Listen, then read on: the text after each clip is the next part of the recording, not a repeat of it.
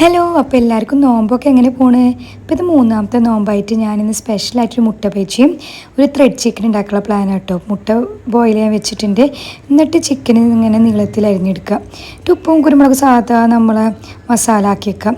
അപ്പോൾ മുട്ട ബജിക്ക് വേണ്ടി ചമ്മന്തി ഉണ്ടാക്കണം. അപ്പോൾ തേങ്ങ, മല്ലിച്ചപ്പ്, ഉള്ളിയൊക്കെ ആയിട്ട് ചമ്മന്തി ഉണ്ടാക്കി വെക്കാം. എന്നിട്ട് നമ്മൾ മുട്ട പുഴുങ്ങിയിട്ട് എഗ്ഗ് യോക്ക് മാറ്റി വെച്ചിട്ട് ചമ്മന്തി എഗ്ഗ് യോക്കോട് മിക്സ് ആക്കാം. എന്നിട്ട് പിന്നെ അതാ മുട്ടയിൽ നടുവിൽ വെക്കുക.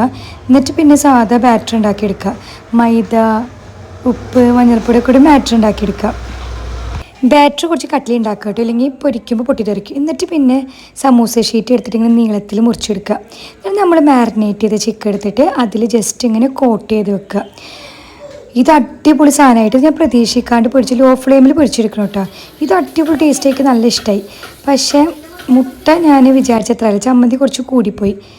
അപ്പോൾ അത്രയുള്ള അപ്പോൾ നിങ്ങൾ എന്തായാലും ത്രെഡ് ചിക്കൻ മസ്റ്റായി ട്രൈ ചെയ്യാം കേട്ടോ. അപ്പോൾ അടുത്തിൽ കാണാം. ടാറ്റാ.